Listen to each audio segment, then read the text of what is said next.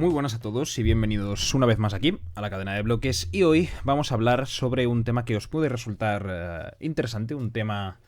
que no suelo tratar. O sea, es algo externo a Bitcoin, a la par que, bueno, relacionado con Bitcoin, como lo es el comparar Bitcoin con los bienes inmuebles como instrumento o vehículo de ahorro, ¿no? Y vamos a ver por qué considero que hay uno que es superior al otro, sobre todo en el contexto actual, y veremos cuál es ese contexto, ¿no? Qué factores hacen que eso sea así, pero para ello nos vamos a apoyar en un artículo que ha escrito Álvaro de María, autor de La filosofía de Bitcoin, supongo que os sonará, y os adelanto, además, que este domingo, sí, creo que este domingo, justo pues estará aquí en el podcast con nosotros para hablar sobre este libro, sobre la filosofía de Bitcoin, con lo cual, bueno, pues a todos los que o uno hayáis leído el libro y os interese, o dos, sabiendo que este libro ha producido mucho revuelo y que os lo recomiendo, yo me lo he leído y la verdad es que es un libro para leer, que estéis interesados en saber un poco de qué va o tener aquí una charla a mano sobre distintos aspectos del libro, pues vais a poder escucharlo este domingo 24, si no me estoy equivocando, con lo cual, bueno, pues os falta algo menos de una semana para tener esa charla con Álvaro aquí en el podcast. Dicho esto, y recordándoos que, como siempre, me podéis seguir en @lacadenabloques en Twitter y por ahí pues preguntarme, rebatirme, corregirme, darme los buenos días, depende, lo que queráis, ¿no? Podéis hacer un poco lo que os venga en gana por Twitter, pues por ahí podéis tener ese canal, ¿no? Para contactarme y hablar conmigo, ya sea públicamente, ¿no? Poniendo tweets o directamente por mensajes, que creo que los tengo abiertos para todo el mundo, con lo cual pues ahí me tenéis disponible, y anunciaros también que podéis darme por Twitter, sobre todo, el feedback sobre el libro que publiqué hace, no sé, semana y media, 2 semanas, algo así llevará publicado, de la adicción a la insostenibilidad, en el que también hablamos de Bitcoin, hablamos del sistema bancario, de la historia del dinero, de, bueno, incluso de la democracia, ¿no? O de lo que creemos conocer como democracia, con lo cual creo que también es un punto interesante, y si a alguien le interesa lo tenéis disponible en Amazon. Tendréis el enlace en la descripción del podcast o del vídeo si es que lo estáis escuchando esto en YouTube. Y dicho todo esto, y recalcando que hoy va a ser un podcast cortito, ¿no? Así como este domingo vamos a tener la charla con Álvaro, que entiendo que no va a ser corta, no va a durar 20 minutos, pues podéis hoy tener algo más ligero que poder escuchar durante la semana. Y dicho esto, vamos a comenzar ya por fin con el tema de pues los bienes inmuebles contra Bitcoin, o como elemento o como vehículo de ahorro. Como digo, me voy a apoyar en un artículo que ha escrito Álvaro, en el que nos empieza comentándonos un poco primero cómo debemos, ¿no? O cómo deberíamos o en qué deberíamos fijarnos, mejor dicho, para elegir vehículos de ahorro que nos permitan, digamos, garantizar nuestro poder adquisitivo en periodos largos de tiempo. Es decir, cuando hay un periodo de tiempo que sea lo suficientemente amplio, pues deberíamos tener la preocupación de garantizar, o de intentar mínimo mantener, ya no ganar, sino mantener nuestro poder adquisitivo a lo largo de ese mismo tiempo. Con lo cual, estos vehículos tienen que tener, digamos, una serie de características, de cualidades concretas, entre las cuales se encuentran muchas, como son pues que tenga una inflación baja, que sea relativamente costoso de crear o descubrir, ¿no? Por ejemplo, pues el oro es, digamos, entre comillas, relativamente difícil de descubrir minas nuevas que supongan, ¿no?, como una inflación tan grande en el oro que el oro pierda valor, con lo cual el oro nos valdría. Que tengan poco deterioro, que el deterioro de ese vehículo de ahorro sea relativamente asumible, ¿no?, sea bajo, a poder ser que sea transportable, fungible, siempre que pueda ser, que tenga unos bajos costes de custodia y de mantenimiento, el mantenimiento simplemente que sea bajo, y que evidentemente no nos vaya a costar más el tenerlo que lo que nos va a proporcionar el propio vehículo de ahorro, es decir, que sea fácilmente, que sea fácil de mantener en nuestro poder, vaya, que no sea, cuanto más difícilmente requisable, mejor. que sea complicado de manipular y que tenga, dentro de lo que cabe y de las posibilidades de cada país y jurisdicción, etcétera, que tenga unos riesgos regulatorios relativamente bajos o que sean asumibles, es decir, que entren dentro de lo que podamos manejar, ¿no? O ser conscientes que, bueno, no van a suponer un peligro para el propio vehículo. Nos comenta, como ya os he adelantado yo con el ejemplo del oro y como ya hemos hablado muchas veces, que el oro ha cumplido a lo largo de la historia bastante bien con este papel, cumple muchísimas de las características, unas mejor que otras, evidentemente en grandes cantidades el oro pues es transportable, no es el más fácil de transportar, pero bueno, es transportable, tiene unos costes de custodia. El mantenimiento evidentemente es fácil, pero la custodia a lo mejor es un poquito más complicada en grandes cantidades, pero bueno, dentro de lo que cabe mantiene todas ellas, ¿no? Evidentemente es costoso de crear o descubrir, con lo cual más o menos, pero va cumpliendo todas bastante bien, con lo cual el oro sería muy buen vehículo de ahorro, y las acciones y deuda pública, que también han servido para este propósito, al igual que, bueno, pues yo que sé, obras de arte, cuadros, estatuas, bueno, arte en general, coleccionables, también han servido en mayor o menor medida, unos más, otros menos, de mejor o peor manera, pero todos han servido a lo largo de la historia para ser vehículos de ahorro, en mayor o menor medida, en distintas culturas, etcétera. Pero en España, uno de los principales vehículos de ahorro son los bienes inmuebles, es la vivienda, las casas, los edificios. Bueno, digo casas, pero bueno, edificios, bienes inmuebles. Con lo cual, y sabiendo que pues en torno a un 80 o algo más de un 80% de los españoles es propietario de al menos una vivienda, pues digamos que nos encontramos con que en el contexto actual esto puede ser problemático. Y diréis, bueno, ¿cómo puede ser problemático que más del 80% de la población tenga vivienda, ¿no? Eso en principio debería ser algo bueno, ¿no? Joder, casi todo el mundo tiene casa. Con lo cual, vamos a ver cuál es el problema de la vivienda y por qué considero que Bitcoin, en escenarios de una alta inflación, entendiendo con inflaciones bastante por encima de lo que suele haber y con previsiones o con unas previsiones que no hacen ver de manera clara al menos que la situación vaya a cambiar. Es decir, que no vemos que la inflación que hay ahora, que respecto a la que suele haber ya es muy loca,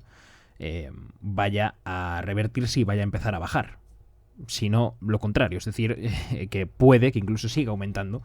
con lo cual, bueno, pues en estos escenarios la vivienda tiene un problema y vamos a ir a ello ahora después. Pero digamos que todos estos vehículos, entendiendo estos periodos largos de tiempo, y en el caso concreto de Bitcoin, que creo que el plazo, digamos, este plazo en el que podemos decir que siempre gana, digamos, poder adquisitivo, es decir, el plazo en el que si alguien lo ha comprado y lo ha mantenido ese tiempo, nunca ha perdido poder adquisitivo, es decir, siempre ha tenido ganancia, digamos, ronda entre los 3-4 años, creo que más bien 4. Con lo cual ese sería a partir de 4, serían nuestros periodos largos de tiempo. Y bueno, pues a lo largo de la corta historia, la corta vida de Bitcoin, ha mostrado ser en muchos aspectos superior a un montón de alternativas, es decir, incluso al oro, ¿no? Gracias a un montón de propiedades que tiene el Bitcoin y no ya tanto por la especulación, ¿no?, que pueda haber alrededor del mismo. Bitcoin, entre todas estas propiedades, pues es un activo real, es decir,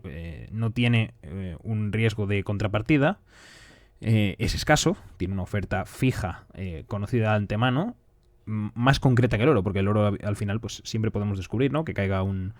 meteorito y lleve, ¿no?, un contenido en oro, una cantidad de oro indeterminada, con lo cual, bueno, pues se podría obtener oro de esa manera o de otras muchas, con lo cual se podría descubrir una nueva veta de oro en, yo que sé, en algún lugar. Con lo cual, bueno, pues el oro no es tan finito como lo es el Bitcoin. El Bitcoin ya sabéis que yo digo que es tan escaso como no habéis visto nada tan escaso en vuestra vida. No sé, creo que sería un buen resumen de la escasez del Bitcoin. Es muy fácilmente divisible y bueno, no depende de terceros. Es decir, es bastante, digamos, independiente de todo el mundo. Es un mercado que funciona los 365 días del año en todo el mundo a la vez y abierto las 24 horas del día, con lo cual es fácil de almacenar, bueno, relativamente fácil de almacenar correctamente, ya sabéis, bueno, esos son temas de privacidad y seguridad, no nos vamos a meter hoy en ello. Barato de custodiar, no tiene apenas costes de mantenimiento y los riesgos regulatorios, aunque pueda parecer que ahí a lo mejor flojea un poco, realmente son relativamente bajos si hacemos las cosas bien, con lo cual es fungible, es prácticamente imposible de manipular, fácil de verificar, no tiene deterioro con el tiempo, evidentemente, no son físicos, con lo cual, claro, no se puede, o sea, no se va a oxidar tu Bitcoin, no te preocupes, y es bastante resistente a la censura, con lo cual, bueno, o resistente a la censura directamente, con lo cual, mientras que mantengamos, lo que digo, esos peros de almacenamiento seguro, privado, con un correcto nivel de privacidad, anonimato, etcétera, pues cumple todo esto, con lo cual, como ya hemos hablado en otras ocasiones, ¿no? Por ejemplo, en el caso de las guerras, pues, costes de envíos bajos, difíciles de confiscar, etcétera, etcétera, ¿no? El caso de Ucrania, que creo que hablamos en uno de los pods de no hace tanto, con lo cual, bueno, pues al final vemos que cumple muy bien, mucho mejor que otros muchos activos, estas cualidades, con lo cual podemos concluir, digamos, que es un muy buen vehículo de ahorro a largo plazo. Y aquí, claro, entra en la comparativa con los bienes inmuebles. Es decir, nos encontramos con un activo cuya oferta y demanda dependen principalmente de las condiciones de financiación. Esto es un problema que en el artículo en cuestión tratan más adelante. No es divisible. Las viviendas en principio son, bueno, no divisibles o difícilmente divisibles. Podríamos, si forzamos mucho los términos, llegar a decir.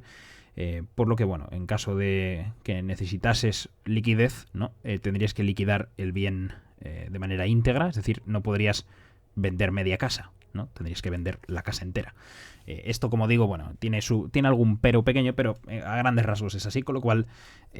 no podrías fraccionarlo, ¿no? No podrías vender el salón y tener la liquidez del salón sin haber vendido los baños. ¿Sabéis? Creo que me he explicado de manera muy transparente, con un ejemplo muy claro, muy tonto, pero muy claro. Y entonces, bueno, también hay que contar que tiene unos costes de mantenimiento bastante significativos, ¿no? Reparaciones, reformas, digamos, pues a nivel de mantenimiento cotidiano, ¿no? De pues la comunidad, si es un piso, la recogida de basuras, etcétera, ¿no? Los costes de transmisión son enormes, ya sabemos. El impuesto de transmisiones patrimoniales, el IVA, las plusvalías, las otras plusvalías, los gastos de notaría, bueno, en fin, todo lo que nos quieran poner los políticos, como dice aquí en el artículo, y por si fuera poco, se encuentra en registros públicos, es decir, que la privacidad y la resistencia a la censura es prácticamente nula, si no nula, ¿no? O sea, es nula en función de lo que el político que esté a cargo de todo el tinglado quiera, con lo cual, a efectos, en último término, es nulo. Y al fin y al cabo es inmóvil, es decir, no se puede transportar. Así que bueno, pues si tú tuvieses que huir, por ejemplo, de Ucrania, no te puedes llevar tu Bitcoin memorizado, ¿no? O apuntada la semilla en un libro, ¿no? En un diccionario que te lleves en la maleta, sino que, bueno, pues tendrías que despedirte de tu casa y buena suerte. Con lo cual, después de haber analizado, digamos, estas, a grandes rasgos, las cualidades como vehículo de ahorro, sin tener en cuenta lo que he dicho, el contexto de inflación más alta de lo normal o directamente alta, caemos rápido en la cuenta de que los bienes inmuebles son algo peores que Bitcoin en principio, pero es que, además, estos bienes inmuebles pueden sufrir una caída de precios muy significativa, especialmente fuera de zonas en los que la demanda está disparada, es decir, fuera de ciudades globales, ¿no? En España pues tendríamos los casos de Madrid, Barcelona y a lo mejor alguna otra, no sé si incluiría a Valencia o alguna ciudad de Andalucía, pero poco más, o sea, habría 4 o 5 como mucho. Pues fuera de estas ciudades globales, ¿no? De estas ciudades en las que la demanda de la vivienda está disparada en comparación con la oferta, pues fuera de ahí son muy susceptibles de sufrir caídas de precios significativas. ¿Esto por qué? Pues básicamente porque si sabemos, ¿no? Aquí estaremos de acuerdo todos, que el precio, digamos, el precio, el valor de cualquier bien económico, pues viene determinado por la oferta y demanda que tenga el mismo, y en un contexto de inflación tan elevada como el actual y con previsiones de no mejorar, como digo, y teniendo o siendo consciente de que hay familias, no hay ciudadanos que son tenedores de vivienda que pueden llegar a tener, sí, llegan a no voy a decir que tengan, pero bueno, podrían llegar a tener problemas para llegar a final de mes, pues tendrían que recurrir a ahorros, que sabemos que en la sociedad española, por ejemplo, son limitados, no hay mucho ahorro en España, para hacer frente a gastos, pues el ahorro principal de los españoles está en forma de vivienda, en forma de bienes inmuebles, con lo cual cabría imaginar que la oferta de vivienda, de bienes inmuebles, pues puede sufrir un aumento en los próximos tiempos. Pero claro, la demanda en principio, y más viendo las pirámides poblacionales como la de España, pues no auguran que de repente vaya a haber un incremento gigante en la demanda de vivienda, o no al menos, como digo, fuera de esas ciudades globales. Con lo cual, si tenemos que el precio de los bienes inmuebles se da por ese versus entre la demanda y la oferta, sabiendo que la oferta en este contexto podría llegar a subir bastante y la demanda se quedaría o parecida o incluso podría llegar a bajar, ya que pues si la gente no tiene ahorros y estamos en un contexto de crisis e inflación, menos gente va a poder acceder a la compra de vivienda, con lo cual la demanda podría llegar incluso a bajar, pues esa población que necesita efectivo entraría en la venta de las viviendas. Como decimos que no hay mucha gente comprándolo, habría una competencia bastante dura por poder venderla, y al poder o al intentar poder venderla, por toda esta espiral de subida de oferta y bueno, supongamos que se mantiene o incluso que hay bajadas leves en la demanda, habría una bajada de precios bastante grande en el contexto de la vivienda, ¿no? Es decir, en los bienes inmuebles, bueno, ya no solo vivienda, bienes inmuebles en general, con lo cual tenemos a gran parte de los potenciales compradores que no reúnen las condiciones o no están en el periodo, en uno de los mejores periodos para comprar vivienda, junto con la digamos venta masiva de